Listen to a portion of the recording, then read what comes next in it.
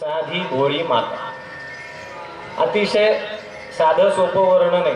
आई साहेबांनी खूप लौकिक शिक्षण घेतलं होतं का हो? काहीच शिक्षण नाही. तसं बघायला गेलं तर शाळेतही गेलेलं नव्हतं. आपण सगळेजण त्यांच्या समोर नतमस्तक आहोत.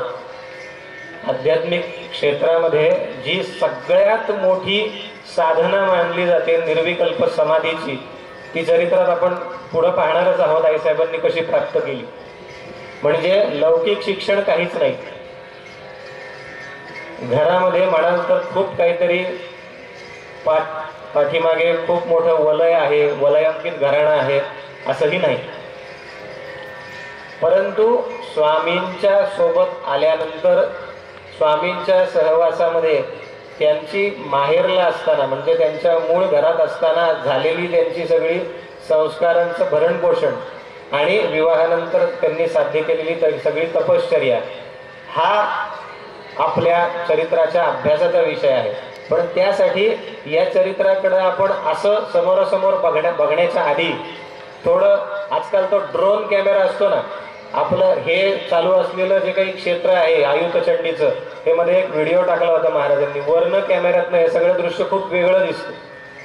तसं आईसाहेबांच्या आणि स्वामींच्या चरित्राला थोडं आपण वरच्या स्तरावरनं जर का बघण्याचा प्रयत्न केला तर ते या आरतीमध्ये दिलेलं आहे की तेज स्वरूप अति पाहुनी आपुले, आनंदले हे भक्त सारे, नयनामधले दीप आपुल्या, देई प्रकाश आम्हाला. काय सांगितलंय या आरतीमध्ये? महाराजांना ही आरती खूप आवडली होती. स्वामींच्या समोर स्वामींना आवडलेली आरती आहे आणि त्याचा अर्थ एवढाच आहे की स्वामींनी त्याला सँक्शन केलेलं आहे. आणि सँक्शन केलेलं असल्यामुळं स्वामींच्या दृष्टीनं जर ते सगळं योग्य आहे तर ह्यातलं वर्णन हे आपण अभ्यासाला घेऊ शकतो, किंवा ह्यातनं आपण स्वामींना, आईसाहेबांना समजून घेऊ शकतो. तेज स्वरूप हे अतिशय असं तेजपुंज असं महाराजांचं आणि आईसाहेबांचं स्वरूप आहे, जे या ठिकाणी तुम्ही आता या ठिकाणी पाहताय व्यासपीठावर. नयनामधले दीप आपुल्या, देई प्रकाश आमल.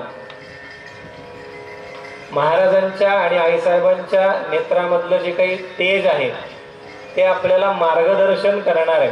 अशा पद्धतीचं आईसाहेबांचं आणि महाराजांचं चरित्र आहे, किंबहुना त्यांचं व्यक्तिमत्व आहे. सदाचार सत्शील वृत्तीचं, अतिशय साधं बोळं राहणं दिसायला आहे. सदाचारी आहेत, सत्शील आहेत. देह झिजती हे हरिप्रेमाचे. हरिहरानंदनाथ महाराज आणि प्रेमानंद महाराज यांचा देह फक्त झिजत होता. तुम्ही चरित्रातला कुठलाही भाग जरी त्यातला घेतला आणि विचारलं की हे कशासाठी केलं, एकदाही असं उत्तर मिळणार नाही की मला काहीतरी हवंय म्हणून केलं. कुठलीही गोष्ट समाजाकरता त्यांनी केली होती, कारण त्यांना वैयक्तिक स्तरावरती जे काही प्राप्त करायचं होतं ते त्यांना मिळालेलं होतं. असा कुठलाही भाग आध्यात्मिक स्तरातला स्वामींच्या बाबतीत शिल्लक नव्हता की त्यांना ते मिळवायचं राहिलं होतं. एका प्रसंगात आपल्याकडचेच गुरुबंधू संभाजीनगरचेच श्रीकांत काका येळीकर यांनी एक प्रसंग सांगितला होता की एकदा स्वामी एका कार्यक्रमाच्या ठिकाणी जरा दुपारच्या काळात विश्रांती घ्यायला आडवे निजले होते आणि आईसाहेब पलीकडे बसलेल्या होत्या. आणि काही मुलं तेवढ्यात जरा गोंधळ घालायला लागली. मुलांचा गोंधळ चालू बघून श्रीकांत काका म्हणे, मी लहान होतो आणि मी त्या मुलांना शांत करायला गेलो. अरे आवाज करू नका, महाराज झोपलेत. तेवढ्यात आईसाहेबांनी त्या बघितला प्रसंग आणि हाका मारली, श्री इकडे ये. आणि काकांना, म्हणजे श्रीकांत काकांना सांगितलं, अरे तुला काय वाटलं, स्वामी झोपलेत? झोपलेले नाहीयेत. तुला सांगू आता काय चाललंय, ते ध्यानावस्थेत. आता अंबाबाई आणि सिद्धनाथ महाराजांशी त्यांचा संवाद चालू आहे, हे आईसाहेबांनी सांगितलं. आणि तो चालू असलेला संवाद काय होता हा एक आणखीन आपल्या ओघाओघामध्ये पुढे येणारे विषय त्यावेळेला सांगेल. पण मुद्दा एवढाच आहे की आपल्याला बाह्य रूपानं वाटणारी जी काही त्यांची बाह्य कृती आहे, आचार आहे, हा अतिशय साधा दिसतो आपल्या दृष्टीने. आपण कीर्तन प्रवचन चालू असलं तरी ध्यानात असतो म्हणजे झोप काढत असतो, पण ते आपल्याला बाह्य स्वरूपात झोपलेले दिसले तरी ते ध्यानात असायचे. ही त्यांची विभूतिमत्व आहेत, हे त्यांची व्यक्तिमत्व आहेत. देह झिजती हे हरिप्रेमाचे, अर्पुनी सर्व आईचे पायी लागती हे चरणाला. त्यांच्या चरित्राकडे आपण कसं बघायचंय तर त्या चरित्रात त्यांनी सगळं काही आईला अर्पण केलंय, स्वतःसाठी काहीच ठेवलेलं नाहीये. देह प्रत्येक वेळी झिजतोय आणि तीच परंपरा आजही तुम्ही पाहताय. आजच्या आयुतचंडीच्या कालच्या दिवशी जर आपल्यातले कुणी असतील तर आपण सर्वांनी संकल्प ऐकायला हवा होता किंवा ऐकला असेल तर लक्ष देऊन, तर त्या संकल्पामध्ये राष्ट्र कल्याणापर्यंत सगळ्या गोष्टी आहेत. व्यक्तिगत मला अमुक एक गोष्ट हवी आहे म्हणून कुठलीच गोष्ट नाहीये. सगळ्या भक्तांचा उद्धार, सगळ्या भक्तांचं कल्याण, राष्ट्राचं कल्याण इथपर्यंत गोष्ट आहे. म्हणजे एवढा खटाटोप महाराजांनी केलाय. महाराजांनी सद्गुरू अप्पा महाराजांनी आपल्याला इथे हे सगळं आयोजन करून दिलंय. देह झिजती हे हरिप्रेमाचे, हे आजही आपल्याला या ठिकाणी पाहायला मिळतंय. म्हणून संदर्भ लक्षात येण्याकरता जे आपण पाहतोय तेच त्यावेळेस सुद्धा होतं. आपण आज आयुतचंडीला बापरे किती मोठा असं म्हणतोय, सहस्रचंडीला सुद्धा आपलं तेच झालं होतं. किती मोठा सोहळा झाला आयुतचंडी, त्याहून मोठा चालू आहे. मग 1973 ला झालेला लक्षचंडी सोहळा किती मोठा असेल. काही जणांनी आपल्यापैकी तो पाहिलेला आहे, काही जण त्याचे साक्षीदार आहेत. हा सगळा चरित्राचा आढावा जर का आपण बघितला तर आपल्याला हे लक्षात येतं की देह झिजवून, देह झिजती हे हरिप्रेमांचे. आईसाहेबांनी आणि स्वामींनी केवळ देह झिजवून आपल्यासाठी, भक्तांसाठी आदर्श प्रस्थापित करण्याचा हा सगळा खटाटोप होता. बाह्य रूपी जरी दिसती सावळी, त्या आरतीमधलं तिसरं कडवं आहे, अंतिम त्यातलं कडवं आहे. बाह्य रूपी जरी दिसती सावळी कीर्तितयांची. सगळं मी का सांगतोय तर आपल्या वेदांतामध्ये, वेदांत शास्त्रामध्ये शिवशक्ती ही जी संकल्पना आली आहे ना, ती या अर्थाने आहे की काहीच नाही अशा स्थितीमध्ये जे ब्रह्मतत्व आहे ते शिवतत्व आहे. स्वामींचं प्रवचन जर आपल्यापैकी अनेकांनी ऐकलेलं असेल तर स्वामी प्रवचन सुरू करताना दरवेळेला शिवोहम सच्चिदानंद रूपोहम अशी सुरुवात करायची. स्वामी शिवाकार झालेले होते, शिवस्वरूप होते आणि त्या शिवतत्वाच्या पासून सृष्टीची निर्मिती होते. आता काहीच नाही आणि काहीतरी आहे, यातलं काहीतरी आहे हे जे व्यक्त स्वरूप आहे ना त्याला शक्ती म्हणायचं. आणि जे शिवतत्व आहे ते काहीच नाही, निर्गुण आणि सगुण ह्याचा संगम शिवशक्ती. आणि या शिवशक्तीच्या मुख्य परंपरेचा जो भाग आहे तो आपल्याकडे आहे. आणि म्हणून या आरतीमध्ये जी एक या ठिकाणी ओळ आलेली आहे, शिवशक्तीचा थोर महिमा. स्वामी जर का शिवस्वरूप आहेत तर आईसाहेब शक्ती स्वरूप आहे. शिवशक्तीचा थोर महिमा जर स्वामींना आपल्याला समजून घ्यायचा असेल तर आईसाहेबांना आपण प्राप्त केल्याशिवाय, आईसाहेबांची कृपा प्राप्त केल्याशिवाय स्वामींपर्यंत प्रवास पूर्णच होऊ शकत नाही. असा हा शिवशक्तीचा प्रवास आहे. शिवशक्तीची आपली उपासना आहे. आणि सगुण उपासनेला अनन्य साधारण स्वामींनी महत्त्व दिलंय. सगुण उपासनेच्या माध्यमातून कसं अद्वैताकडे प्रवास करायचा हे स्वामी सांगतात, पण सगुण उपासना हे आपल्या परंपरेचं स्वामींनी महाराज कायम सांगतात. उपासना करा, अनुष्ठान करा, उपासना करा, कर्म करा. काहीतरी कर्माच्या अनुषंगाने अनुष्ठानात आपल्याला महाराज गुंतवतात आणि त्याच्या माध्यमातून खऱ्या स्वामींपर्यंतचा शिवशक्तीचा प्रवास आपला ते घडवून आणणार आहे.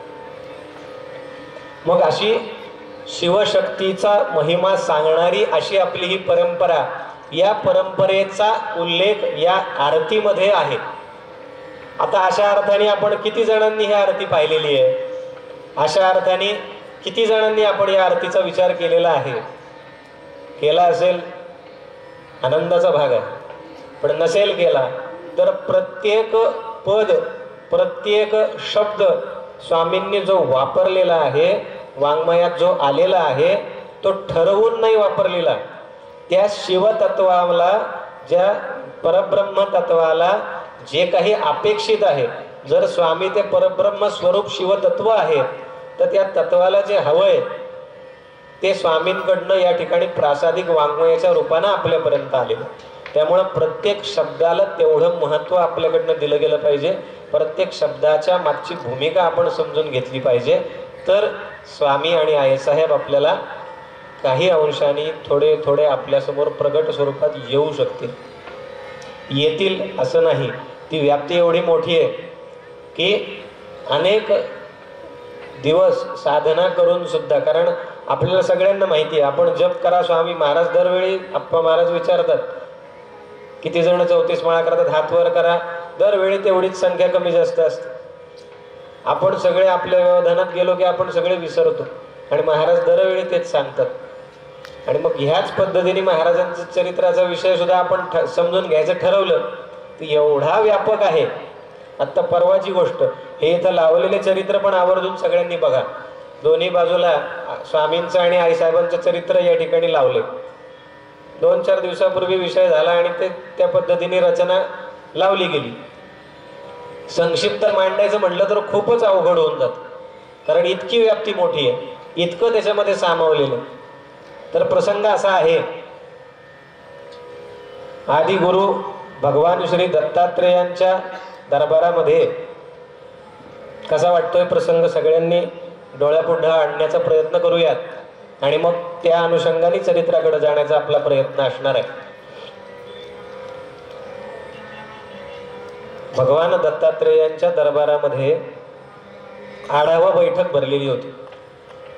आपण आजकाल आपल्या मीटिंग असतात ना, बैठका, तसं तिथंही चालतं दैवी दरबारामध्ये की आपण सगळेजण काय चाललंय, कुठं काय कमी जास्त आहे, कुठल्या क्षेत्रामध्ये काय कार्य कोणी आहे, कुठं काय अधिक आहे.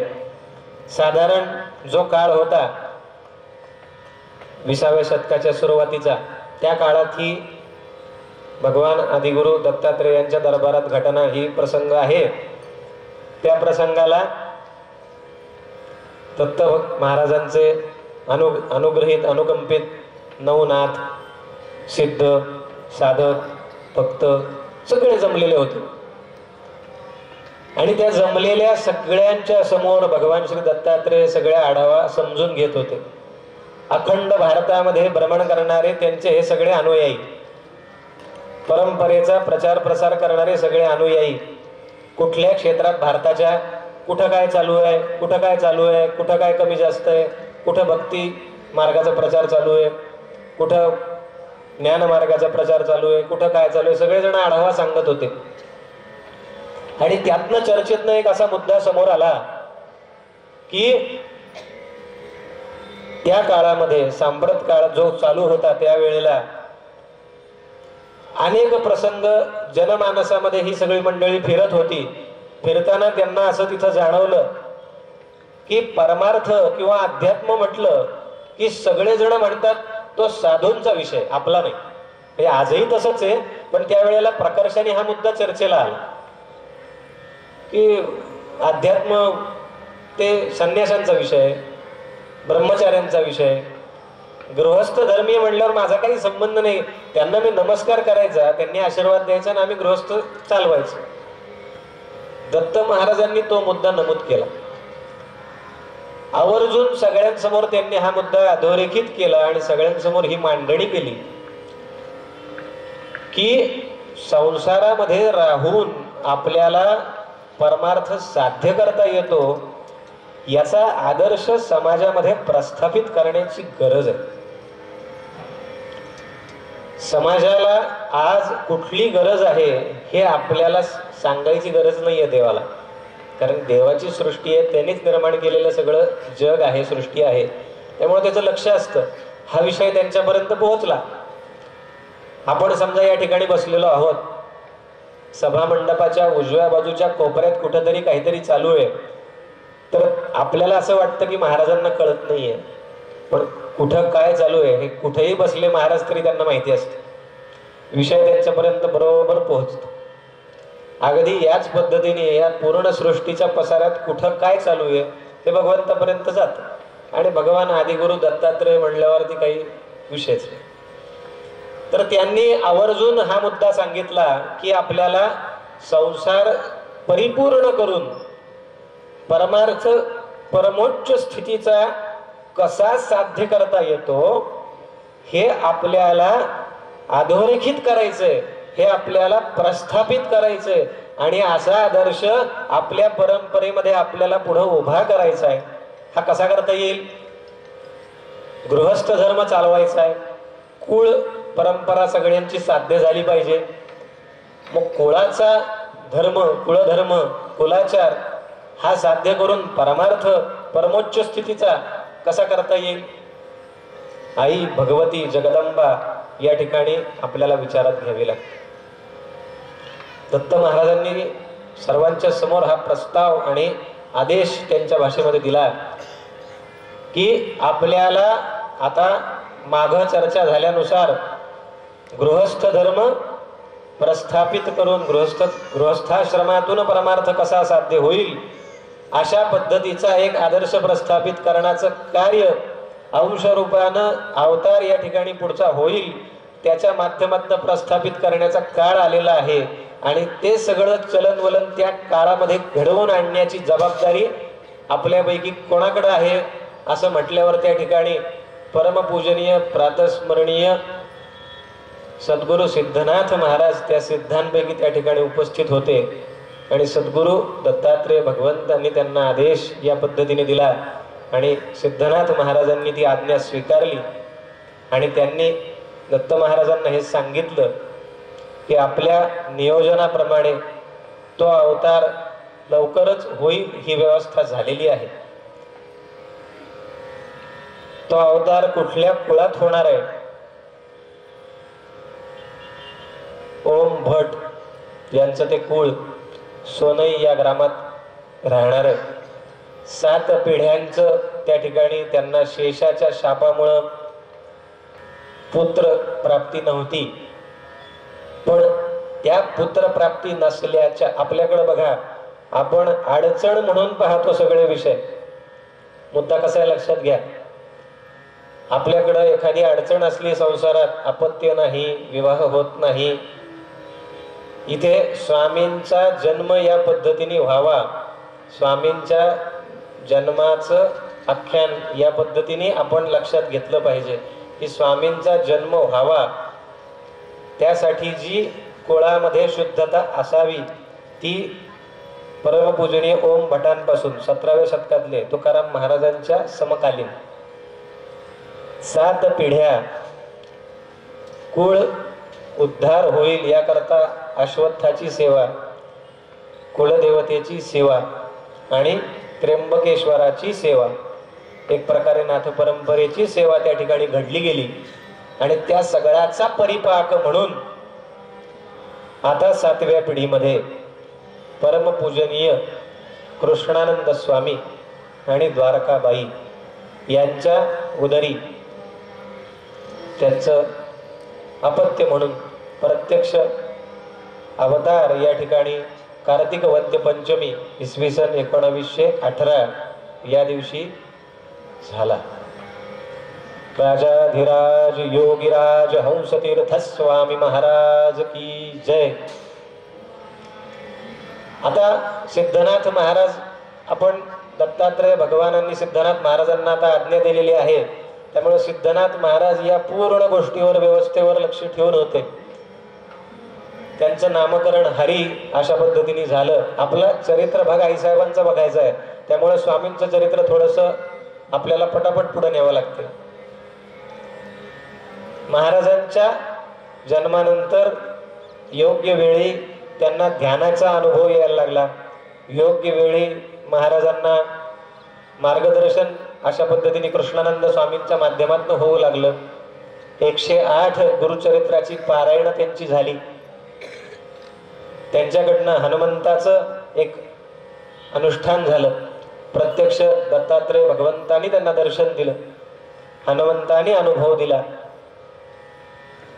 वेगवेगळ्या प्रकारे महाराज बाह्य रूपाने अवलिया अशा पद्धतीने त्यांचं आचरण वाटावं असं होतं.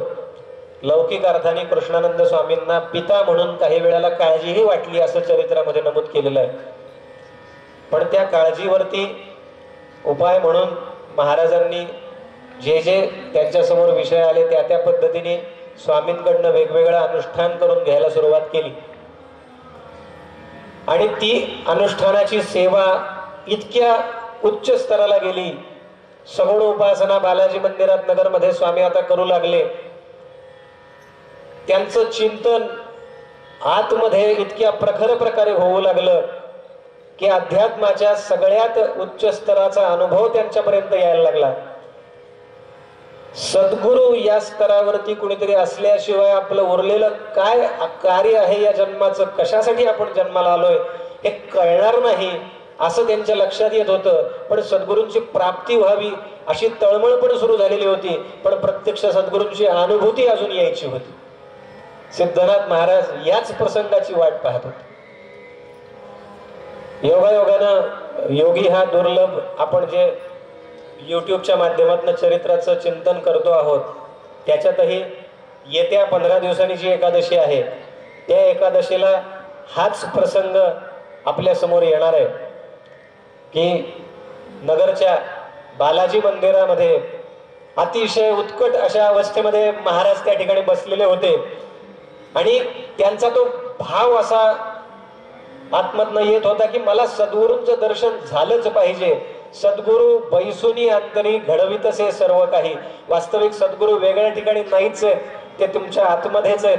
पण तुमची त्यांच्याशी ओळख होण्यासाठी तो भाव तयार झाला पाहिजे. आणि महाराजांचा तो भाव तयार झाला. आणि रथसप्तमीच्या पुण्यपर्व काळी त्या खिस्त गल्लीमधल्या त्या बालाजी मंदिराच्या त्या गच्चीवर सायंकाळच्या वेळेमध्ये अतिशय रम्य अशा संध्याकाळी ध्यानावस्थेमध्ये असताना परमपूज्य महाराजांना प्रत्यक्ष सद्गुरू सिद्धनाथ महाराजांनी सगुण स्वरूपात दर्शन दिलं. सद्गुरू सिद्धनाथ महाराज की जय. आणि त्या दर्शनामध्ये एक प्रकारे तुझं कार्य काय आहे, कशा करता तुला आता या ठिकाणी तू आलेला आहेस असं सांगून त्यांना मंत्र दीक्षा त्या ठिकाणी मिळाली. सद्गुरुनाथांचा आदेश झाला, आता पुढचा प्रवास सुरू करणार. तोच घरामध्ये चर्चा सुरू झाली की आता योग्य वय आहे, अध्यात्माच्या नादी लागला तर ह्याचं काही खरं नाही, याला गृहस्थाश्रमात अडकवला पाहिजे आणि आता याचं लग्न झालं पाहिजे. हरी या नावाने महाराजांना घरात त्या सगळेजण संबोधन करायचे. आणि सगळेच जण तो आग्रह करायला लागले. आणि योगायोगाने आत्ता कुठे परमार्थाच्या मुख्य प्रवासाला सुरुवात झाली आहे. सद्गुरूंनी दर्शन दिलंय आणि त्याच वेळी विवाहाचा विषय समोर आलाय. बंधन एकदम वेगळंच समोर आलंय. अशा प्रसंगाला स्वामींनी त्या ठिकाणी कृष्णानंद स्वामींशी जो संवाद केला तो अतिशय सुंदर आहे. कृष्णानंद स्वामींनी महाराजांना गृहस्थाश्रमाचं महत्व सांगितलंय.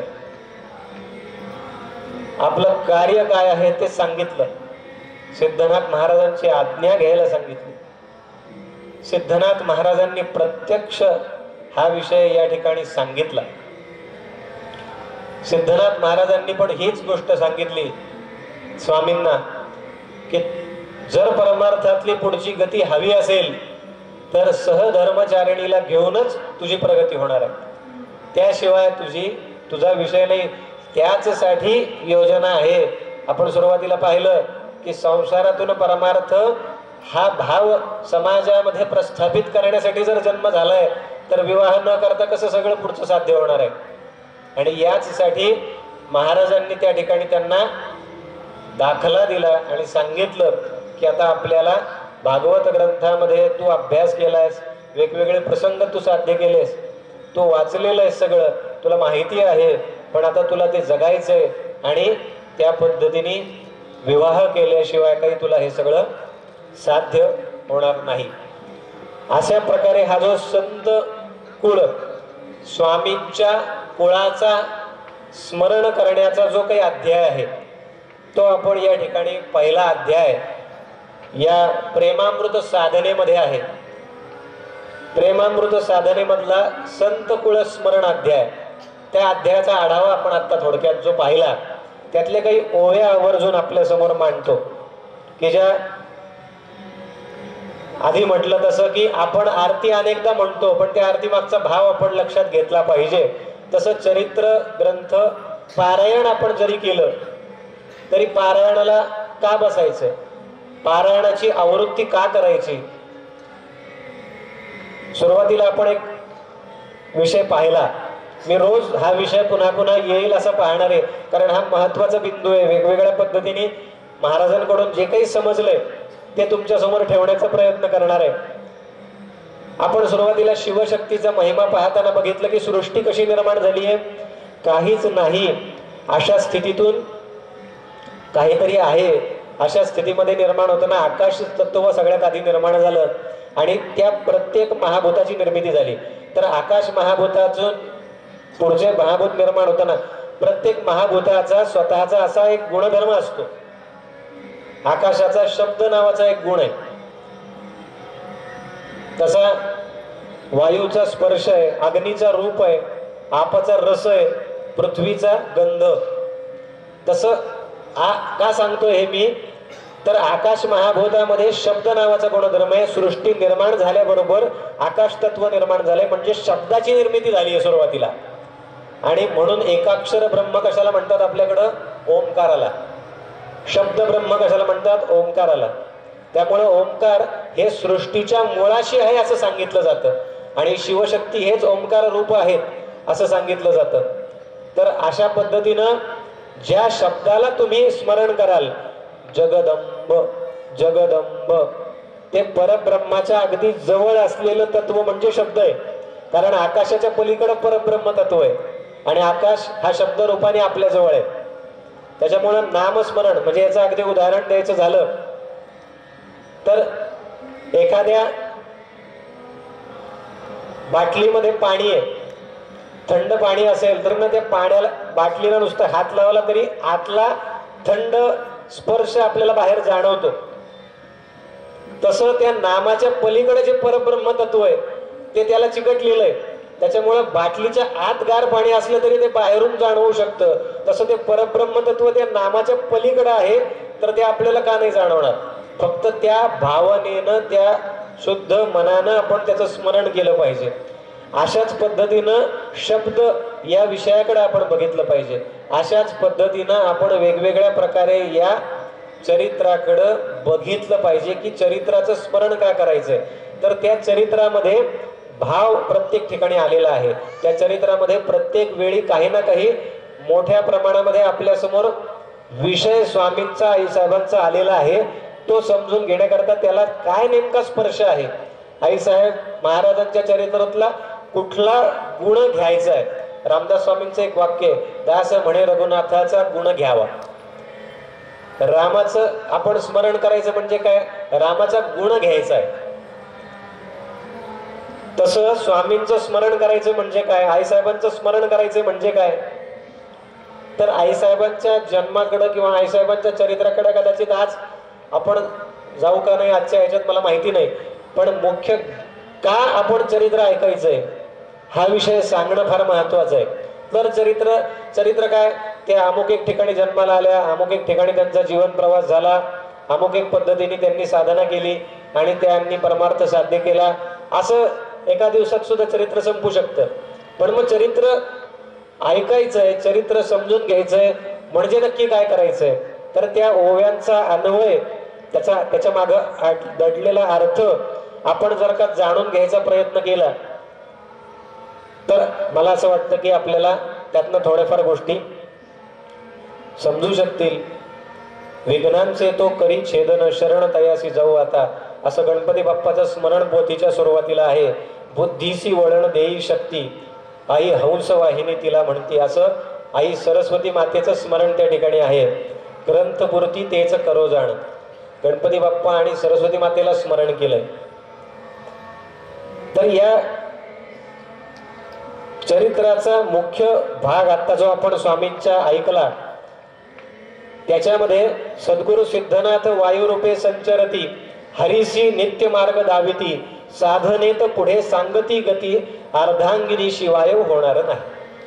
हा मुद्दा की विवाह केलास तरच तुझी प्रगती आहे हे स्वामींना अगदी सांगितलं गेलं आणि विवाहाला आज्ञा दिली. म्हणून आता आज्ञा देती विवाह संस्कार करण्या सांगती, कृष्णानंद स्वामी वधू शोधिती, सुयोग्य मार्गक्रमण होणे. आता विषय आई साहेबांचा इथून पुढे सुरू होतो.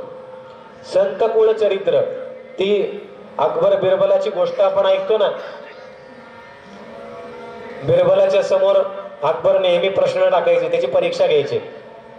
तर त्या कथेमध्ये अशीच एक घटना आपण अनेकांनी ऐकलेली असेल. एकदा असेच शांततेत बसलेले असताना दोघही जण होते पती पत्नी. तर त्या अकबराने विचारलं की आमच्या दोघांपैकी पाय कोणाचे चांगले, हिंदीमध्ये कौन किसके पाव ज्यादा अच्छे है. तेव्हा बिरबलाने खूप चतुरपणे उत्तर दिलं. बादशाहला ते म्हणाले इस पाव से ये पाव अच्छे. दोन प्रकारे अर्थ होतो त्याचा की बादशहापेक्षा हे पाय चांगले असं पण अर्थ होतो, म्हणजे बेगम खुश. पण इस पाव से बादशहाची पत्नी आहे म्हणून ते पाय चांगले. कारण पत्नी जर ती दुसरी कोणाची असती तर त्या पायाला काय महत्व आहे. अशा अर्थाने दोन्ही अर्थाने ते जे वाक्य आलं तो या ठिकाणी आपल्याला गर्भित अर्थ आहे की आईसाहेबांचं चरित्र आपल्या समोर आज मांडण्याची स्थिती का त्या अर्धांगिनी आहेत कोणाच्या, स्वामींच्या. आणि ते शिवस्वरूप जाणल्याशिवाय शक्तीकडं आईसाहेबांनाच ते मान्य नाही. आईसाहेब आधी तिथे नमस्कार करा म्हणतात. स्वामी भले आईसाहेबांना करायला सांगायचे. स्वामींच्या चरित्रात तुम्ही बघितलं तर स्वामींनी आईसाहेबांवर ज्या रचना केल्या आहेत, पती भाव विसरून या स्वामी साष्टांग नमस्कार स्वामींनी घातलेल्या आईसाहेबांना, ही स्थिती आईसाहेबांची होती. पण आईसाहेब म्हणायच्या स्वामी म्हणजे प्रत्यक्ष शिव आहेत, त्यांना तुम्ही नमस्कार करा. असे हे दाम्पत्य पती पत्नी होते. अशा पद्धतीने जर का चरित्राचं चिंतन आपण बघितलं तर हरीची असे परमार्थी वृत्ती, तैसीच असावी स्नुषा प्राप्ती, ऐसी धारणा स्वामींची होती, म्हणून जगदंबेसी प्रार्थिती पहा. हरी हा जाणावा शिवाचा अंश, तया वर्ण्या भगवती अंश, ऐसा असेल कोठील वंश, जाणण्या यत्न स्वामी करीती आता. शिवरूप असे स्वामी जर का आहेत तर त्या स्वामींना तशीच योग्यतेची पत्नी असायला हवी. पण मग ती कुठं मिळेल, परमार्थाची आवड असायला हवी, ती कुठं मिळेल अशी चिंता कृष्णानंद स्वामींना वाटायला लागली. आणि मग ते वधू संशोधन करायला लागले. ते वधू संशोधन हा जोशी घराणं म्हणजे कृष्णानंद स्वामींचं जे घराणं आहे त्या घराण्याच्या अनुषंगाने वधू संशोधनाचा भाग झाला. पण अशीच घटना आता बल्लाळ कुटुंबाच्या अनुषंगाने आपल्याला बघायला हवी. या पहिल्या अध्यायाचं नाव आहे संत कुळ स्मरण. प्रथम अध्यायी हरिवंशा जाणले, संत कुळ हे महान स्मरले, सद्गुरु कृपे प्राप्त केले, स्मरणे पुण्योदय निश्चित होत असे. इति श्री प्रेमामृत साधना ग्रंथे संत कुळ स्मरण नाम प्रथमोध्याय. संत कुळ स्मरण का करायचं तर त्याच्यानं पुण्योदय होणार आहे.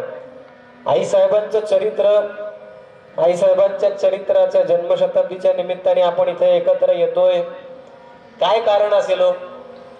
आईसाहेबांची जर का आपण प्रार्थना केली तर आईसाहेब काय मागणार आहेत, आईसाहेब आपल्याला काय देणार आहेत? आपण मागितल्यावर माझ्या घरच्या अडचणी दूर करणार आहेत, माझ्या प्रपंचातले विषय सोडवणार आहेत, माझी नेमकी कुठली अपेक्षा त्या पूर्ण करणार आहेत आणि त्या कुठल्या अपेक्षेने आपण इथं आलेलो आहोत याचा विचार जर आपण करायचा ठरवला तर आई साहेबांनी काय मागणं मागितलं हे जर का आपण वाचलं तर आई साहेब काय मागतायत हे ओळखलं तर आई साहेब आपल्याला काय देऊ शकतील हे आपल्याला समजू शकेल. आई साहेबांच्या एका पदामध्ये वैराग्याची भिक्षा त्या मागतायत. आई मी आले द्वारी आई तुझ्या द्वारी ज्ञान वैराग्य भिक्षा घाली. पद आहे बरं का, आई साहेबांनी रचलेलं पद. माया नदीमध्ये आई वहावली, भ्रम भोवऱ्यात सापडले, कल्पना सुसरीने गिळले तरी आई मी आले तुझ्याद्वारे. गंमत बघा, माया आपल्या सगळ्यांचं वर्णन आहे बरं का, आईसाहेब त्यांचं म्हणून करत असतील, पण आपलं वर्णन आहे. माया नदीमध्ये आई वाहावली. माझा मुलगा, माझी मुलगी, माझा नवरा, माझी बायको, पती पत्नी, कुटुंब, सगळे सोयरे मित्र, ह्याला काय वाटेल त्याला काय वाटेल, ह्याच्यामध्येच आपण सगळे. आईसाहेब काय म्हणतात, माया नदीमध्ये वाहावले, भ्रम भोवर्यातच सापडले, कल्पना सुसैनीने. आपण काय करतो, तुम्ही आपलं स्वतःचं चिंतन केलं तरी या सगळ्याचा अर्थ समजतो. आपण आपलं आपलं म्हणतो, नाही तर कुठल्या तरी भ्रमात याला काय वाटलं असेल त्याला काय वाटलं असेल, नाही काही नसेल तर कल्पना, माझं पुढं काय होईल, नसलं मला हा आजार तर नसेल ना, मग माझं काही बरं वाईट तर होणार नाही ना, मला हे मुलगा बाहेर गेला तर मग त्याला तो नीटच येईल का, किंवा काम कुठलं तरी महाराजांनी सांगितलं मला जमेलच का, ह्या कल्पनेच्या विश्वातच आपण असतो. माया कल्पना या विश्वामध्ये आपण अडकलेलो आहोत.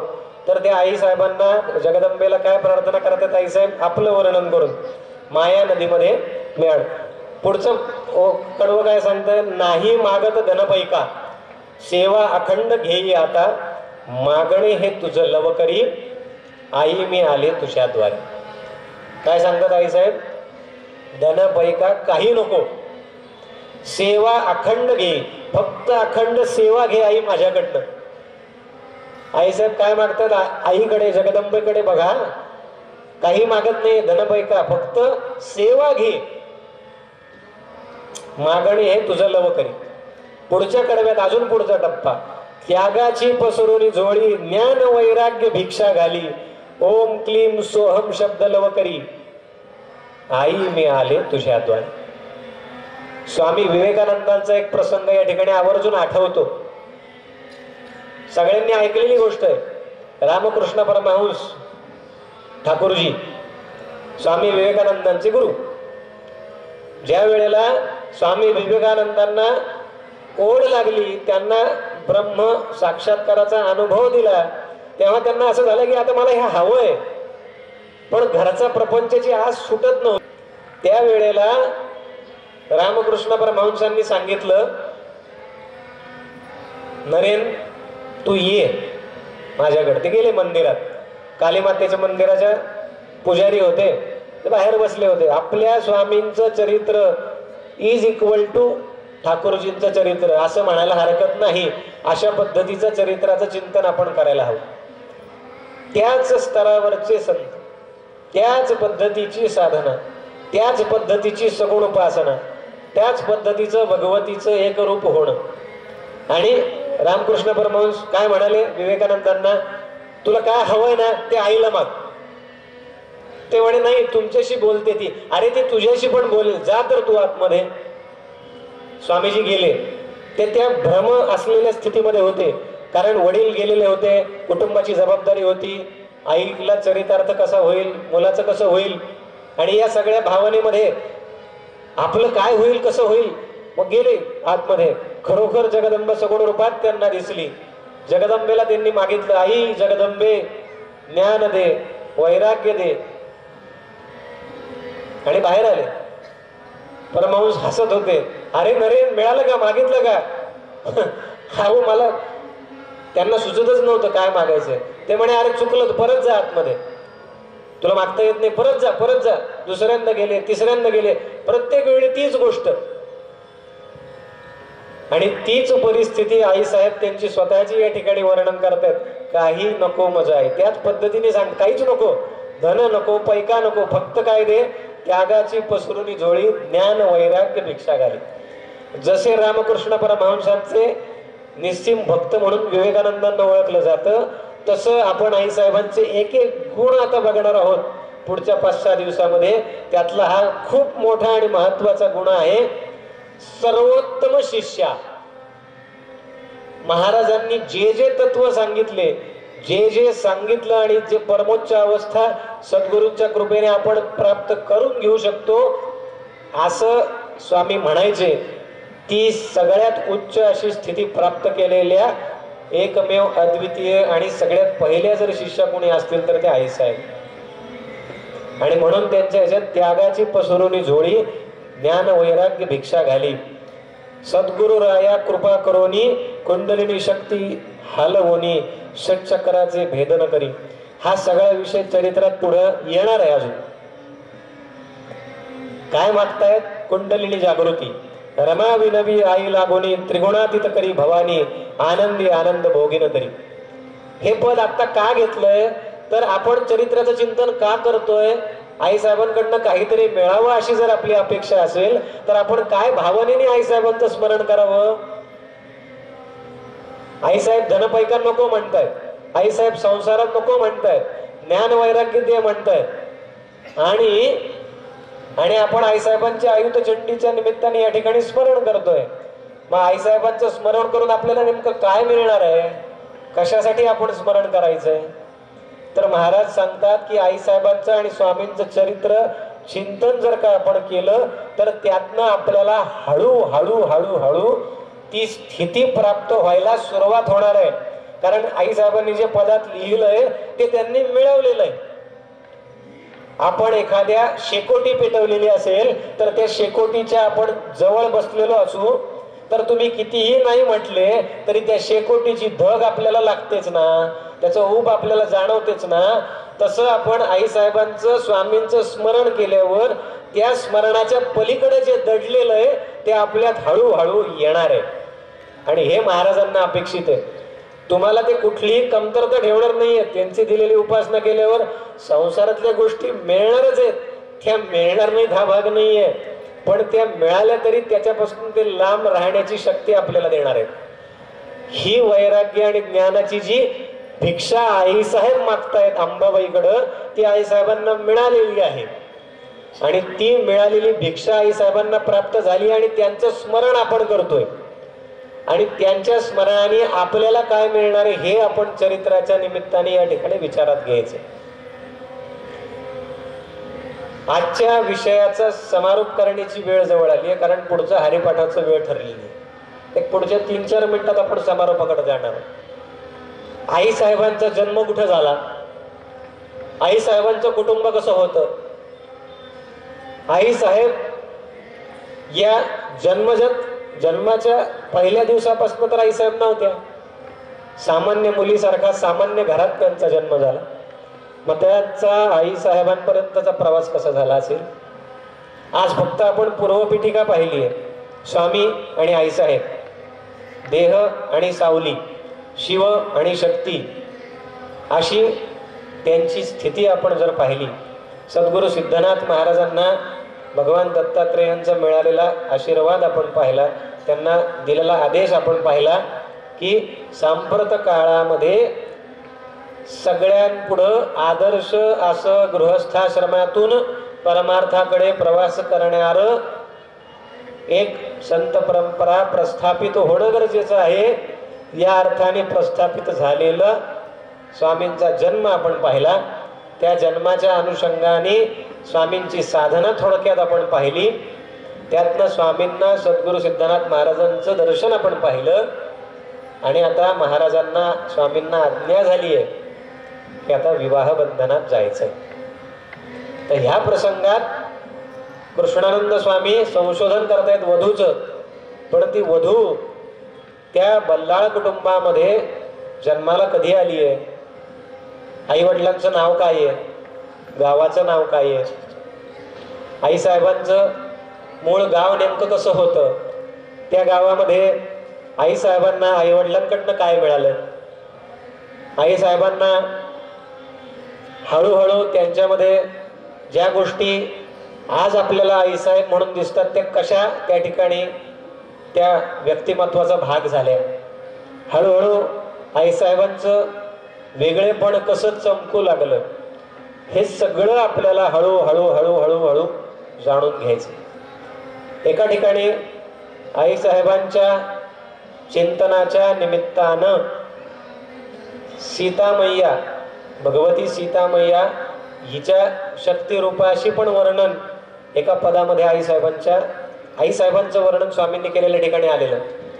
आपण सगळेजणांनी रामायण अनेकदा पाहिलं. त्यात उल्लेख ऐकलेला आहे की जे शिवधनुष्य भगवान श्रीरामांखेरीज कोणी उचलू शकलं नाही ते शिवधनुष्य अगदी सहजपणे सीतामय्याने उचललेलं होतं लहानपणी खेळता खेळता.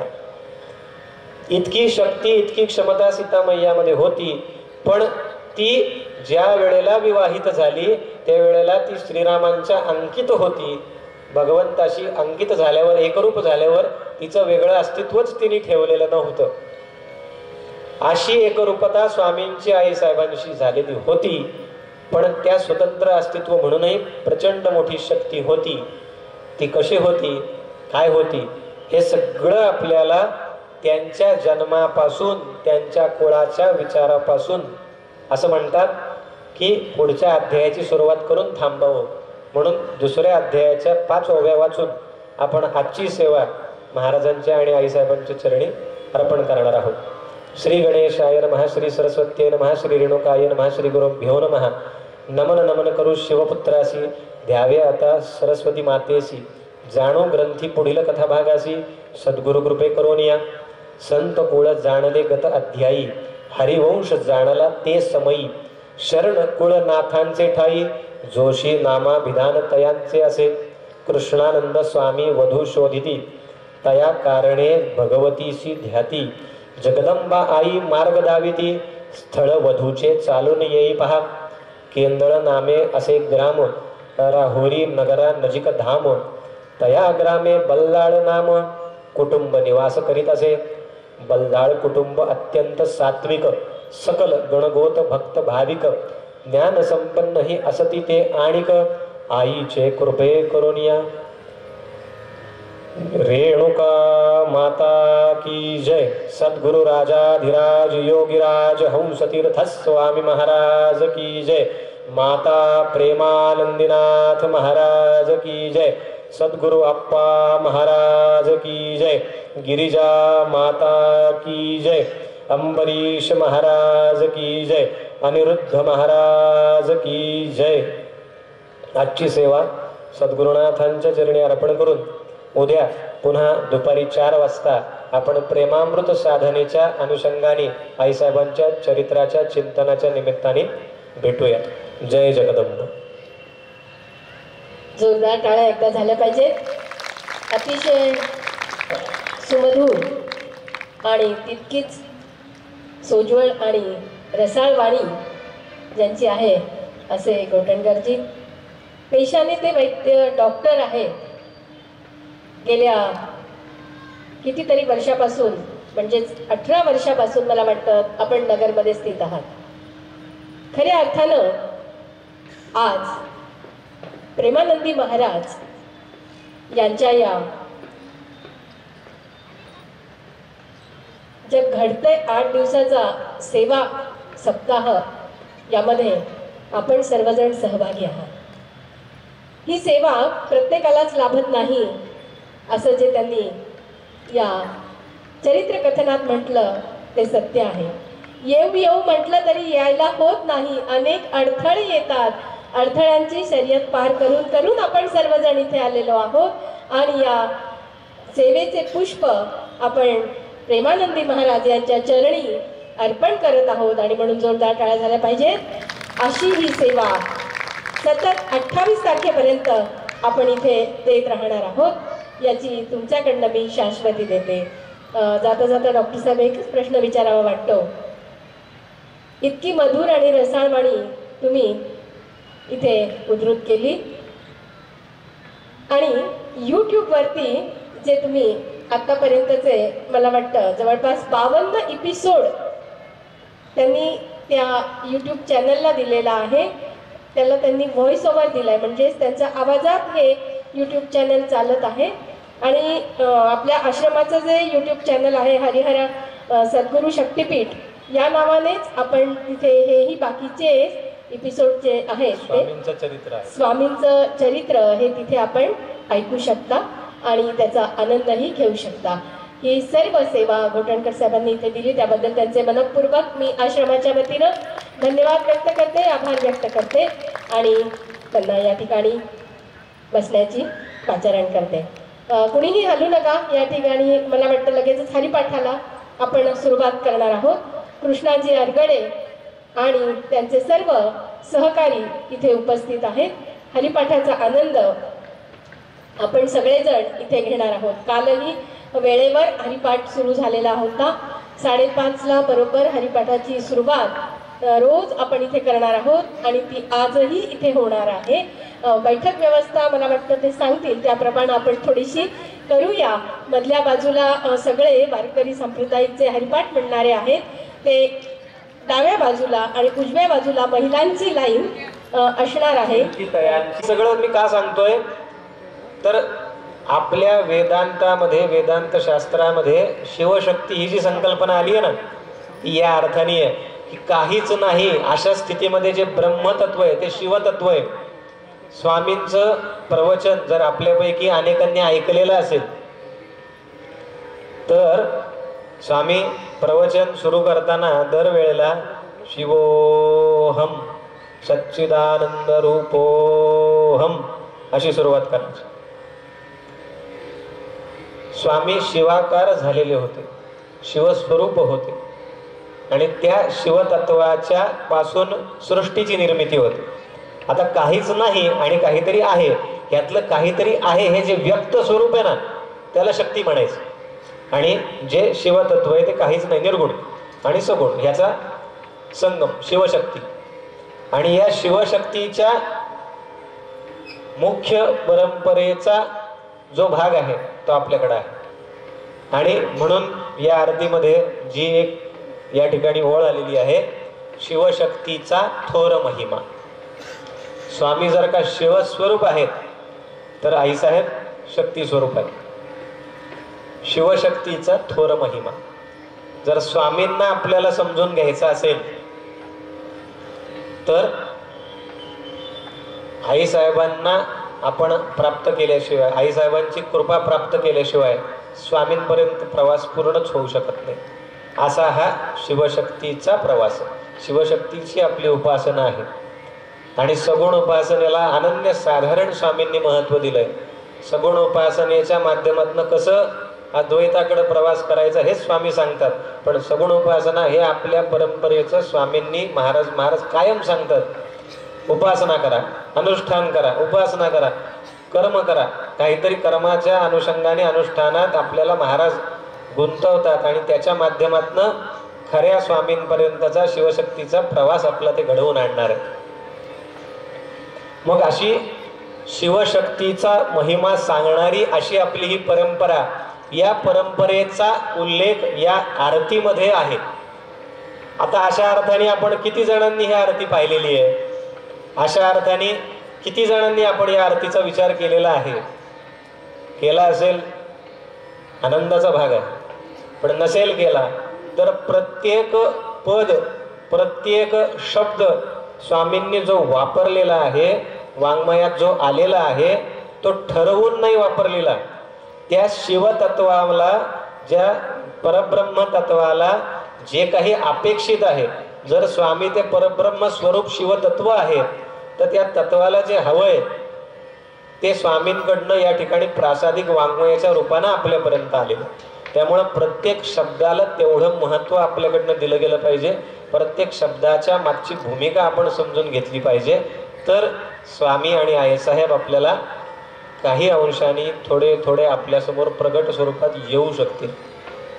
येतील असं नाही, ती व्याप्ती एवढी मोठी आहे की अनेक दिवस साधना करून सुद्धा, कारण आपल्याला सगळ्यांना माहिती आहे, आपण जप करा स्वामी महाराज, दरवेळी अप्पा महाराज विचारतात किती जण 34 माळा करतात, हात वर करा, दरवेळी तेवढीच संख्या कमी जास्त असते.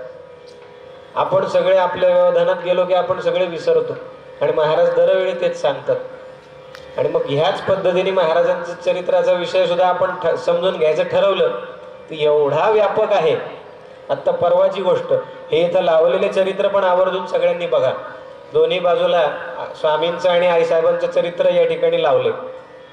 2-4 दिवसापूर्वी विषय झाला आणि ते त्या पद्धतीने रचना लावली गेली.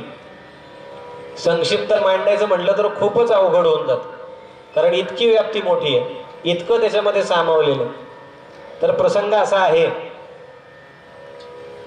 आदि गुरु भगवान श्री दत्तात्रेयांच्या दरबारामध्ये कसा वाटतोय प्रसंग, सगळ्यांनी डोळ्यापुढे आणण्याचा प्रयत्न करूयात. आणि मग त्या अनुषंगाने चरित्राकडे जाण्याचा आपला प्रयत्न असणार आहे. भगवान दत्तात्रेयांच्या दरबारामध्ये आढावा बैठक भरलेली होती. आपण आजकाल आपल्या मीटिंग असतात ना, बैठका, तसं तिथंही चालतं दैवी दरबारामध्ये, की आपण सगळेजण काय चाललंय, कुठं काय कमी जास्त आहे, कुठल्या क्षेत्रामध्ये काय कार्य कोणी आहे, कुठं काय अधिक आहे. साधारण जो काळ होता 20व्या शतकाच्या सुरुवातीचा, त्या काळात ही भगवान आदिगुरु दत्तात्रेयांच्या दरबारात घटना ही प्रसंग आहे. त्या प्रसंगाला दत्त महाराजांचे अनुग्रहित अनुकंपित नवनाथ, सिद्ध, साधक, भक्त सगळे जमलेले होते. आणि त्या जमलेल्या सगळ्यांच्या समोर भगवान श्री दत्तात्रेय सगळ्या आढावा समजून घेत होते. अखंड भारतामध्ये भ्रमण करणारे त्यांचे हे सगळे अनुयायी, परंपरेचा प्रचार प्रसार करणारे सगळे अनुयायी, कुठल्या क्षेत्रात भारताच्या कुठं काय चालू आहे, कुठं काय चालू आहे, कुठं काय कमी जास्त आहे, कुठं भक्ती मार्गाचा प्रचार चालू आहे, कुठं ज्ञान मार्गाचा प्रचार चालू आहे, कुठं काय चालू आहे, सगळेजण आढावा सांगत होते. आणि त्यातनं चर्चेतनं एक असा मुद्दा समोर आला की त्या काळामध्ये सांप्रत काळ जो चालू होता त्यावेळेला अनेक प्रसंग जनमानसामध्ये ही सगळी मंडळी फिरत होती. फिरताना त्यांना असं तिथं जाणवलं की परमार्थ किंवा अध्यात्म म्हटलं की सगळेजण म्हणतात तो साधूंचा विषय, आपला नाही. म्हणजे आजही तसंच आहे, पण त्यावेळेला प्रकर्षाने हा मुद्दा चर्चेला आला की अध्यात्म ते संन्यासांचा विषय, ब्रह्मचार्यांचा विषय, गृहस्थ धर्मीय म्हणल्यावर माझा काही संबंध नाही. त्यांना मी नमस्कार करायचा, त्यांनी आशीर्वाद द्यायचा आणि आम्ही गृहस्थ चालवायचं. दत्त महाराजांनी तो मुद्दा नमूद केला. आवर्जून सगळ्यांसमोर त्यांनी हा मुद्दा अधोरेखित केला आणि सगळ्यांसमोर ही मांडणी केली की संसारामध्ये राहून आपल्याला परमार्थ साध्य करता येतो, याचा आदर्श समाजामध्ये प्रस्थापित करण्याची गरज आहे. समाजाला आज कुठली गरज आहे हे आपल्याला सांगायची गरज नाहीये देवाला, कारण देवाची सृष्टी आहे, त्यांनीच निर्माण केलेलं सगळं जग आहे, सृष्टी आहे, त्यामुळे त्याचं लक्ष असतं. हा विषय त्यांच्यापर्यंत पोहोचला. आपण समजा या ठिकाणी बसलेलो आहोत, सभा मंडपाच्या उजव्या बाजूच्या कोपऱ्यात कुठंतरी काहीतरी चालू आहे, तर आपल्याला असं वाटतं की महाराजांना कळत नाहीये, पण कुठं काय चालू आहे हे कुठेही बसले महाराज तरी त्यांना माहिती असते. विषय त्यांच्यापर्यंत बरोबर पोहोचतो. अगदी याच पद्धतीने या पूर्ण सृष्टीच्या पसारात कुठं काय चालू आहे ते भगवंतापर्यंत जात. आणि भगवान आदिगुरु दत्तात्रेय म्हणल्यावरती काही विषयच नाही. तर त्यांनी आवर्जून हा मुद्दा सांगितला की आपल्याला संसार परिपूर्ण करून परमार्थ परमोच्च स्थितीचा कसा साध्य करता येतो हे आपल्याला अधोरेखित करायचंय, हे आपल्याला प्रस्थापित करायचंय आणि असा आदर्श आपल्या परंपरेमध्ये आपल्याला पुढे उभा करायचा आहे. हा कसा करता येईल? गृहस्थ धर्म चालवायचा आहे, कुळ परंपरा सगळ्यांची साध्य झाली पाहिजे. मग कुळाचा धर्म, कुळधर्म, कुलाचार हा साध्य करून परमार्थ परमोच्च स्थितीचा कसा करता येईल? आई भगवती जगदंबा या ठिकाणी आपल्याला विचारात घ्यावी लागते. दत्त महाराजांनी सर्वांच्या समोर हा प्रस्ताव आणि आदेश त्यांच्या भाषेमध्ये दिला की आपल्याला आता माग चर्चा झाल्यानुसार गृहस्थ धर्म प्रस्थापित करून गृहस्थाश्रमातून परमार्थ कसा साध्य होईल अशा पद्धतीचा एक आदर्श प्रस्थापित करण्याचं कार्य अंशरूपानं अवतार या ठिकाणी पुढचा होईल, त्याच्या माध्यमातून प्रस्थापित करण्याचा काळ आलेला आहे. आणि ते सगळं चलनवलन त्या काळामध्ये घडवून आणण्याची जबाबदारी आपल्यापैकी कोणाकडे आहे असं म्हटल्यावर त्या ठिकाणी परमपूजनीय प्रातस्मरणीय सद्गुरु सिद्धनाथ महाराज त्या सिद्धांपैकी त्या ठिकाणी उपस्थित होते. आणि सद्गुरु दत्तात्रेय भगवंतांनी त्यांना आदेश या पद्धतीने दिला आणि सिद्धनाथ महाराजांनी ती आज्ञा स्वीकारली आणि त्यांनी दत्त महाराजांना हे सांगितलं की आपल्या नियोजनाप्रमाणे तो अवतार लवकरच होईल ही व्यवस्था झालेली आहे. तो अवतार कुठल्या कुळात होणार आहे? ओम भट यांचं ते कुळ सोनई या ग्रामात राहणार आहे. 7 पिढ्यांचं त्या ठिकाणी त्यांना शेषाच्या शापामुळं पुत्र प्राप्ती नव्हती.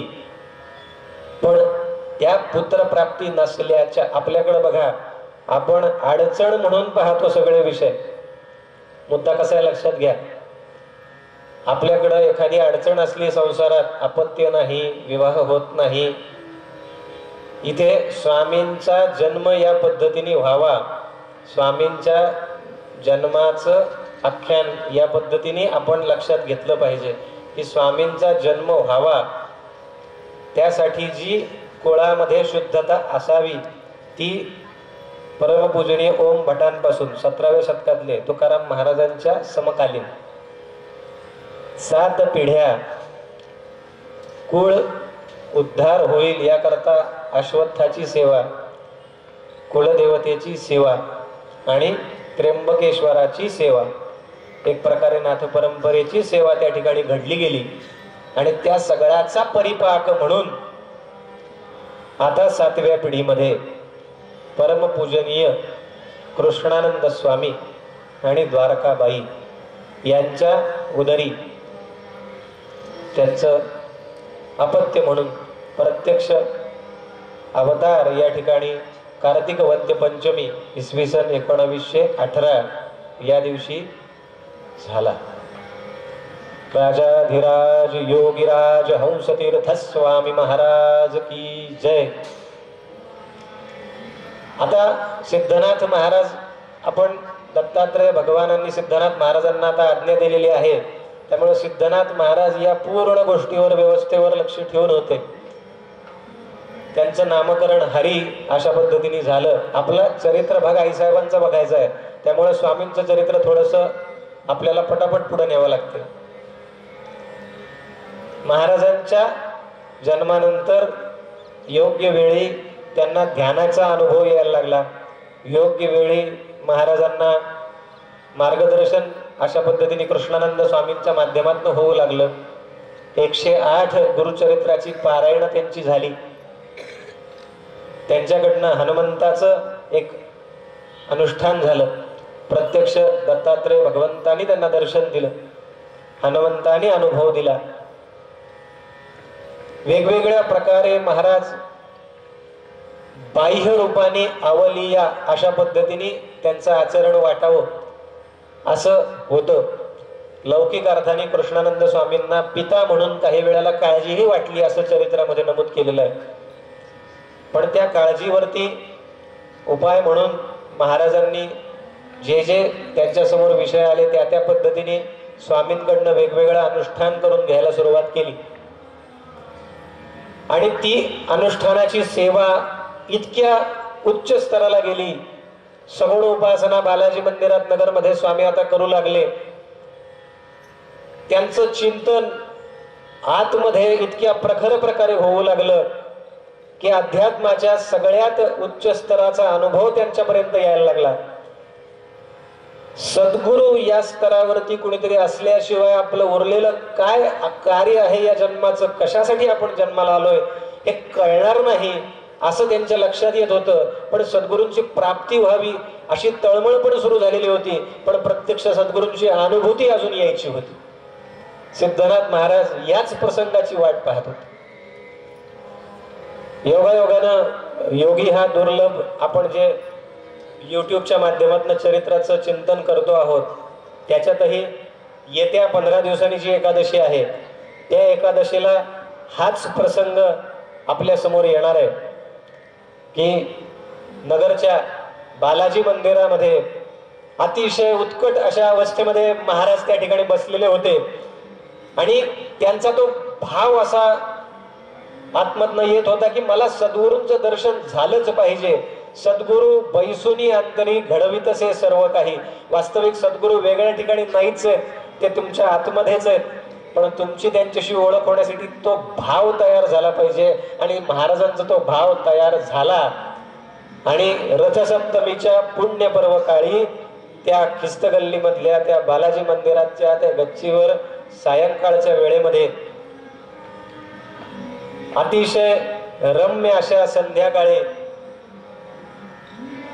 ध्यानावस्थेमध्ये असताना परमपूज्य महाराजांना प्रत्यक्ष सद्गुरु सिद्धनाथ महाराजांनी सगुण स्वरूपात दर्शन दिलं. सद्गुरु सिद्धनाथ महाराज की जय. आणि त्या दर्शनामध्ये एक प्रकारे तुझं कार्य काय आहे, कशा करता तुला आता या ठिकाणी तू आलेला आहेस असं सांगून त्यांना मंत्र दीक्षा त्या ठिकाणी मिळाली.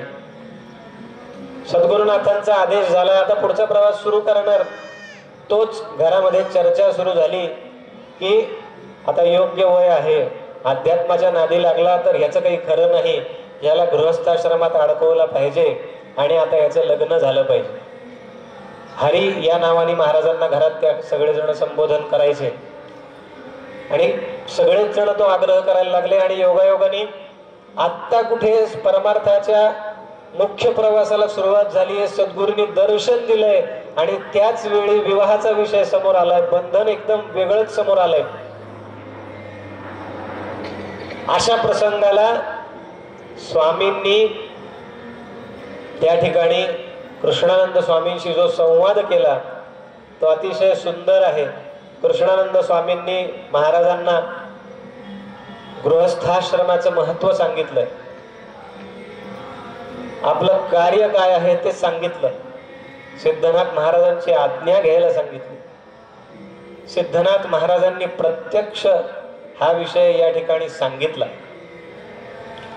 सिद्धनाथ महाराजांनी पण हीच गोष्ट सांगितली स्वामींना की जर परमार्थातली पुढची गती हवी असेल तर सहधर्मचारिणीला घेऊनच तुझी प्रगती होणार आहे, त्याशिवाय तुझा विषय नाही.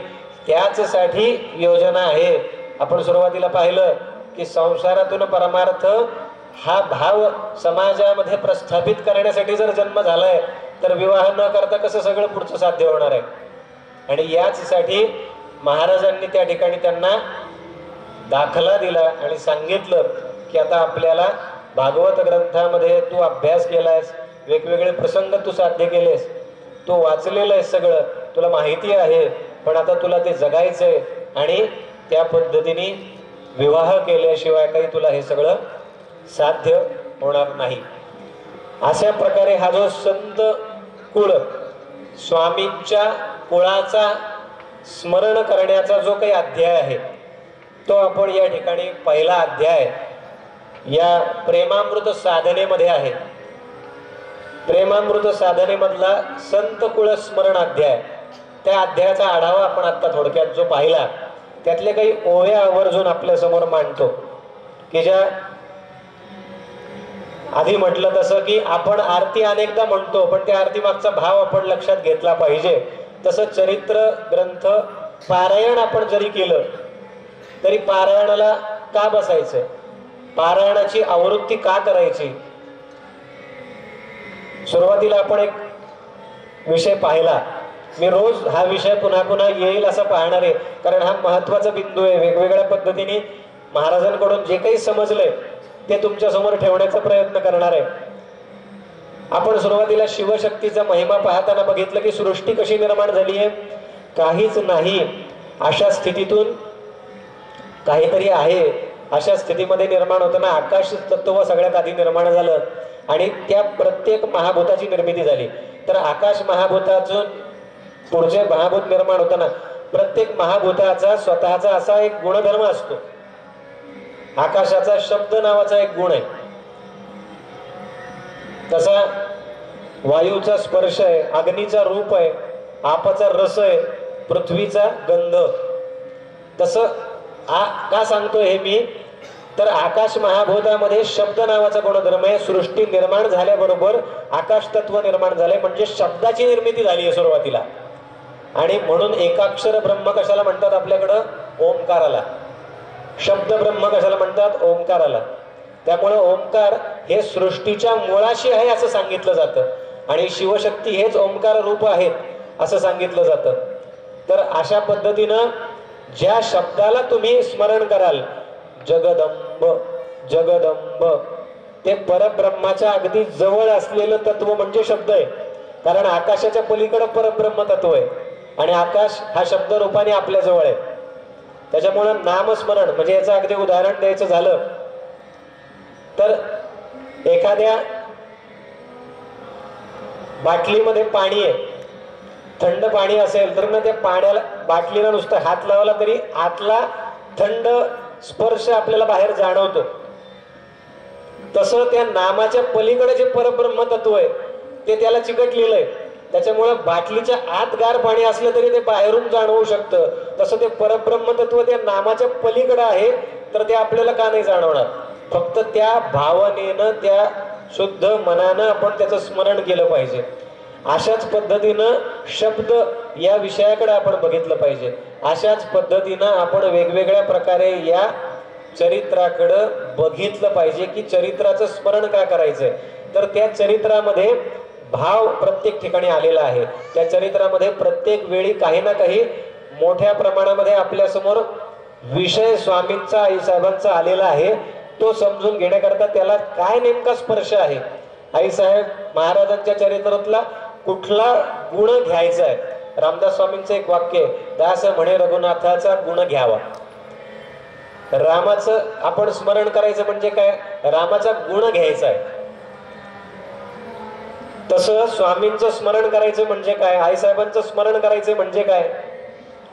तर आईसाहेबांच्या जन्माकडे किंवा आईसाहेबांच्या चरित्राकडे कदाचित आज आपण जाऊ का नाही आजच्या ह्याच्यात मला माहिती नाही, पण मुख्य का आपण चरित्र ऐकायचंय हा विषय सांगणं फार महत्वाचं आहे. तर चरित्र काय? ते अमुक एक ठिकाणी जन्माला आल्या, अमुक एक ठिकाणी त्यांचा जीवन प्रवास झाला, अमुक एक पद्धतीने त्यांनी साधना केली आणि त्यांनी परमार्थ साध्य केला.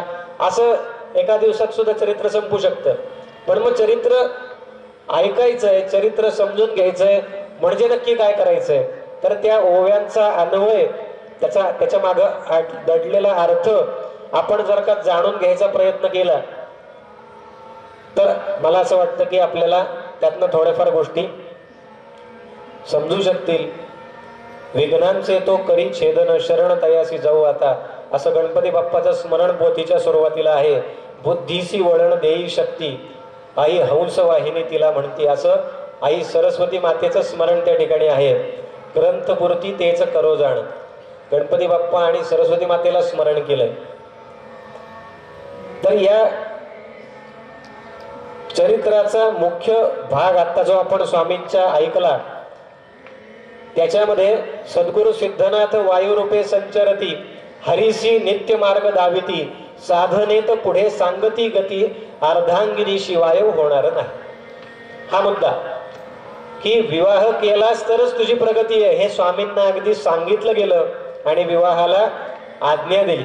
म्हणून आता आज्ञा देती, विवाह संस्कार करण्या सांगती, कृष्णानंद स्वामी वधू शोधिती, सुयोग्य मार्गक्रमण होणे आता. विषय आई साहेबांचा इथून पुढे सुरू होतो. संतकुळ चरित्र, ती अकबर बिरबलाची गोष्ट आपण ऐकतो ना. बिरबलाच्या समोर अकबर नेहमी प्रश्न टाकायचे, त्याची परीक्षा घ्यायची. तर त्या कथेमध्ये अशीच एक घटना आपण अनेकांनी ऐकलेली असेल. एकदा असेच शांततेत बसलेले असताना दोघही जण होते, पती पत्नी. तर त्या अकबराने विचारलं की आमच्या दोघांपैकी पाय कोणाचे चांगले? हिंदीमध्ये कौन किसके पाव ज्यादा अच्छे है? तेव्हा बिरबलाने खूप चतुरपणे उत्तर दिलं. बादशाहला ते म्हणाले इस पाव से ये पाव अच्छे. दोन प्रकारे अर्थ होतो त्याचा की बादशहापेक्षा हे पाय चांगले असं पण अर्थ होतो, म्हणजे बेगम खुश. पण इस पाव से, बादशहाची पत्नी आहे म्हणून ते पाय चांगले. कारण पत्नी जर ती दुसरी कोणाची असती तर त्या पायाला काय महत्व आहे. अशा अर्थाने दोन्ही अर्थाने ते जे वाक्य आलं तो या ठिकाणी आपल्याला गर्भित अर्थ आहे. की आईसाहेबांचं चरित्र आपल्या समोर आज मांडण्याची स्थिती का त्या अर्धांगिनी आहेत कोणाच्या स्वामींच्या आणि ते शिवस्वरूप जाणल्याशिवाय शक्तीकडं आईसाहेबांनाच ते मान्य नाही. आईसाहेब आधी तिथं नमस्कार करा म्हणतात. स्वामी भले आईसाहेबांना करायला सांगायचे. स्वामींच्या चरित्रात तुम्ही बघितलं तर स्वामींनी आईसाहेबांवर ज्या रचना केल्या आहेत पती भाव विसरून या स्वामी साष्टांग नमस्कार स्वामींनी घातलेल्या आईसाहेबांना. ही स्थिती आईसाहेबांची होती. पण आईसाहेब म्हणायच्या स्वामी म्हणजे प्रत्यक्ष शिव आहेत त्यांना तुम्ही नमस्कार करा. असे हे दाम्पत्य पती पत्नी होते.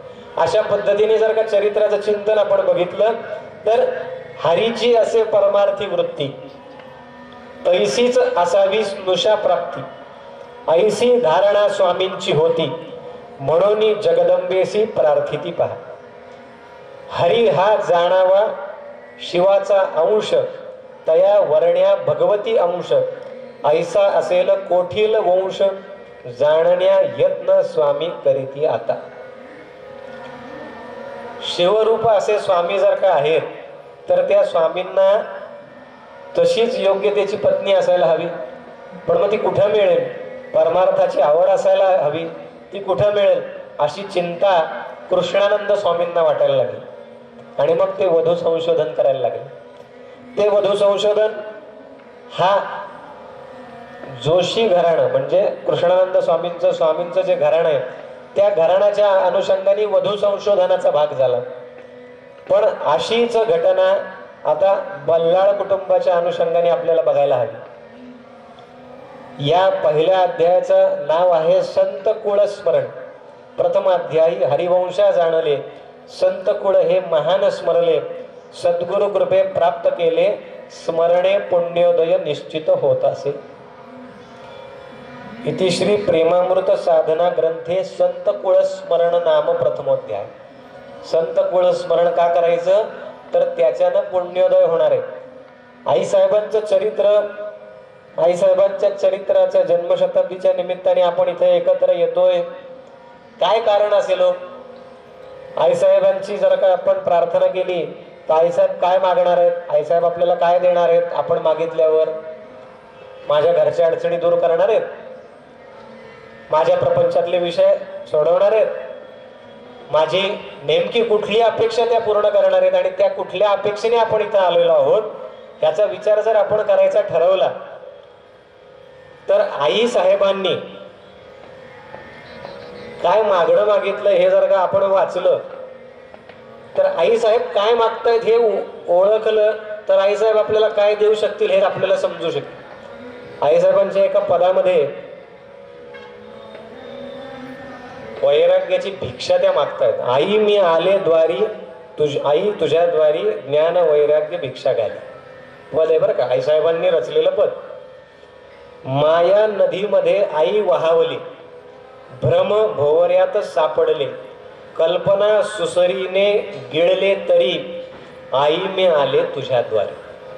गंमत बघा, माया आपल्या सगळ्यांचं वर्णन आहे बरं का. आई साहेब त्यांचं म्हणून करत असतील पण आपलं वर्णन आहे. माया नदीमध्ये आई वहावली.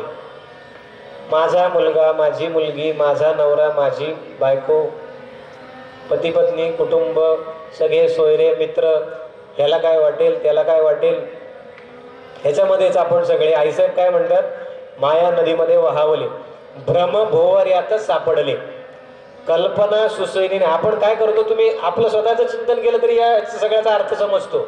आपण आपलं आपलं म्हणतो नाही तर कुठल्या तरी भ्रमात याला काय वाटलं असेल त्याला काय वाटलं असेल आणि काही नसेल तर कल्पना माझं पुढं काय होईल, नसलं मला हा आजार तर नसेल ना, मग माझं काही बरं वाईट तर होणार नाही ना, मला हे मुलगा बाहेर गेला तर मग त्याला तो नीटच येईल का, किंवा काम कुठलं तरी महाराजांनी सांगितलं मला जमेलच का. ह्या कल्पनेच्या विश्वातच आपण असतो. माया कल्पना या विश्वामध्ये आपण अडकलेलो आहोत.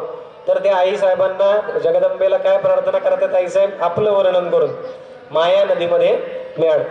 पुढचं कडवं काय सांगतं? नाही मागत धनपैका सेवा अखंड घेई आता मागणे हे तुझं लव करी आई मी आले तुझ्याद्वारे. काय सांगतात आई साहेब? धनपैका काही नको, सेवा अखंड घे, फक्त अखंड सेवा घे आई माझ्याकडनं.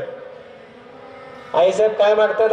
आईकडे, जगदंबेकडे बघा, काही मागत नाही धनपैका, फक्त सेवा घे. मागणी हे तुझं लव करी.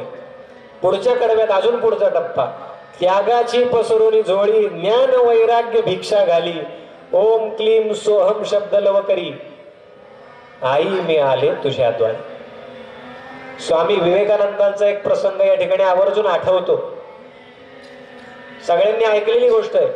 रामकृष्ण परमहंस ठाकूरजी स्वामी विवेकानंदांचे गुरु, ज्या वेळेला स्वामी विवेकानंदांना ओढ लागली, त्यांना ब्रह्म साक्षात्काराचा अनुभव दिला, तेव्हा त्यांना असं झालं की आता मला हे हवंय, पण घरचा प्रपंचाची आस सुटत नव्हती.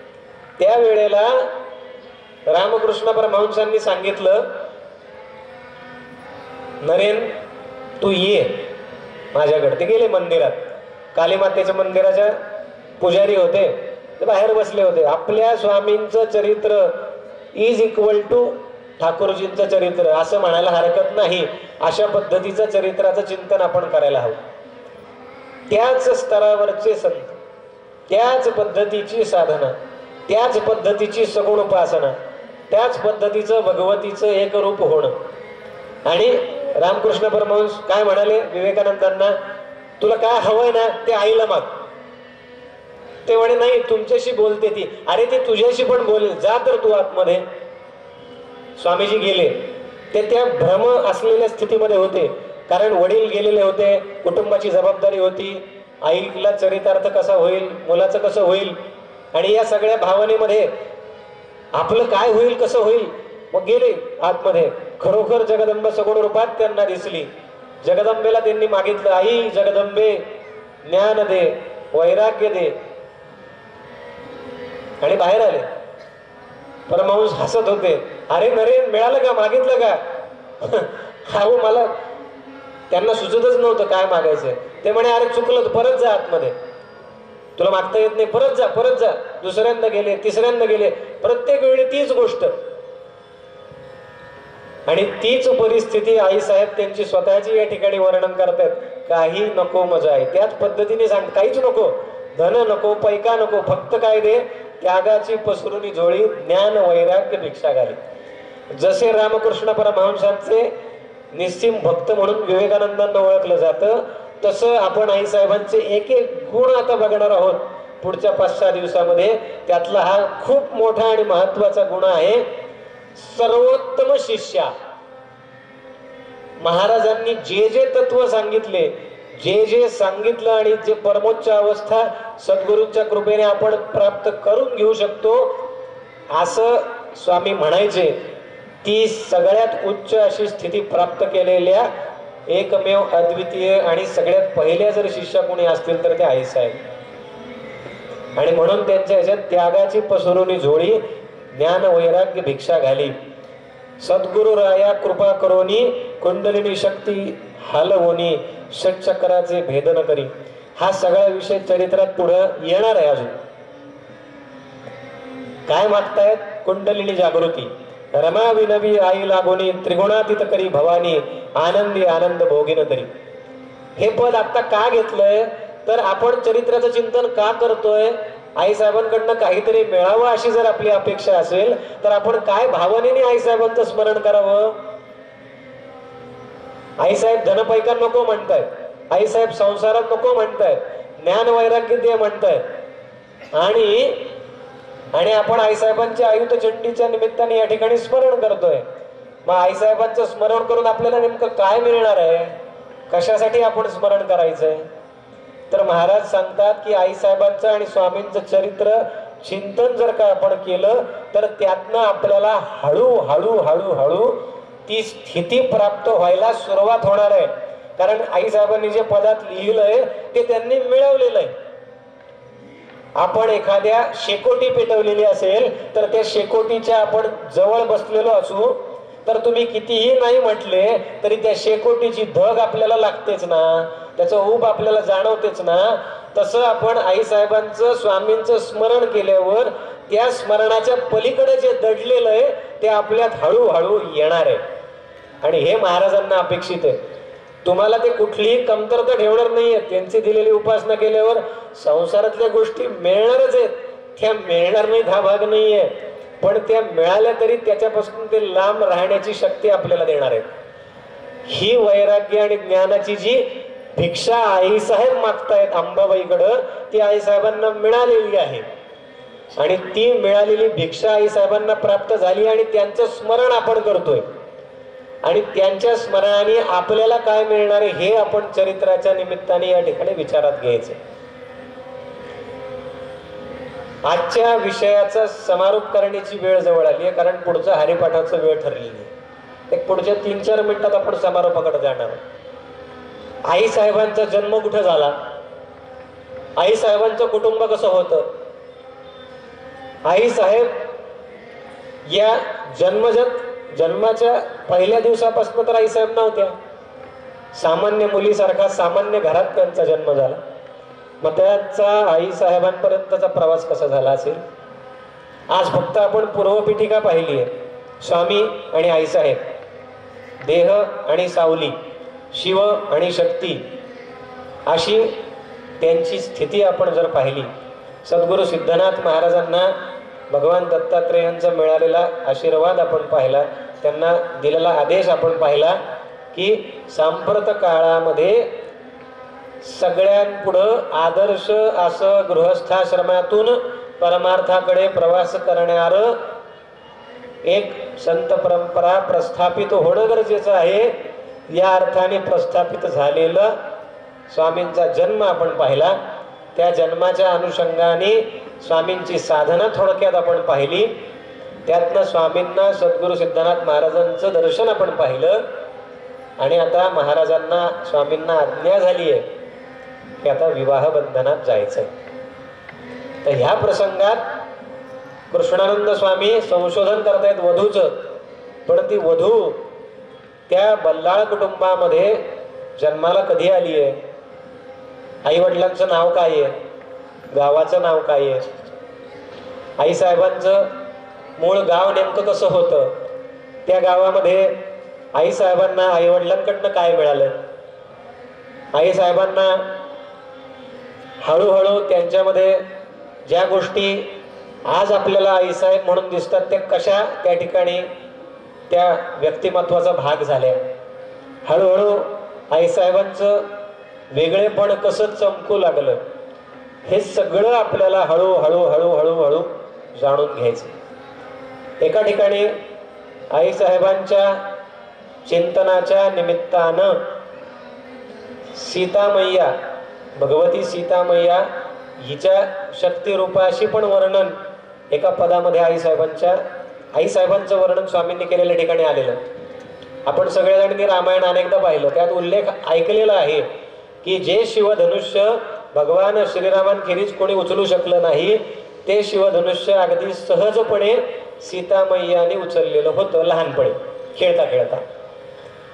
इतकी शक्ती इतकी क्षमता सीतामय्यामध्ये होती. पण ती ज्या वेळेला विवाहित झाली त्यावेळेला ती श्रीरामांच्या अंकित होती. भगवंताशी अंकित झाल्यावर, एकरूप झाल्यावर तिचं वेगळं अस्तित्वच तिने ठेवलेलं नव्हतं. अशी एकरूपता स्वामींची आईसाहेबांशी झालेली होती. पण त्या स्वतंत्र अस्तित्व म्हणूनही प्रचंड मोठी शक्ती होती. ती कशी होती, काय होती, हे सगळं आपल्याला त्यांच्या जन्मापासून, त्यांच्या कुळाच्या विचारापासून, असं म्हणतात की पुढच्या अध्यायाची सुरुवात करून थांबावं. म्हणून दुसऱ्या अध्यायाच्या 5 ओव्या वाचून आपण आजची सेवा महाराजांच्या आणि आईसाहेबांच्या चरणी अर्पण करणार आहोत. श्री गणेशाय नमः, श्री सरस्वत्ये नमः, श्री रेणुकाय नमः, श्री गुरुभ्यो नमः. नमन नमन करू शिवपुत्रासी, द्यावे आता सरस्वती मातेसी. जाणो ग्रंथी पुढील कथाभागासी, सद्गुरु कृपे करोनिया. संत कुळ जाणले गत अध्यायी, हरिवंश जाणला ते समयी. शरण कुळनाथांचे ठाई, जोशी नामा विधान तयांचे असे. कृष्णानंद स्वामी वधू शोधिती, तया कारणे भगवतीसी ध्याती. जगदंबा आई मार्ग दाविती, स्थळ वधूचे चालून येई पहा. केंदळ नामे असे ग्राम, राहुरी नगरा नजिक धाम. तया ग्रामे बल्लाळ नाम, कुटुंब निवास करीत असे. बलदाळ कुटुंब अत्यंत सात्विक, सकल गणगोत भक्त भाविक, ज्ञान संपन्न ही असती ते आणिक, आईचे कृपे करुनिया। रेणुका माता की जय। सद्गुरु राजाधिराज योगीराज हंस तीर्थ स्वामी महाराज की जय।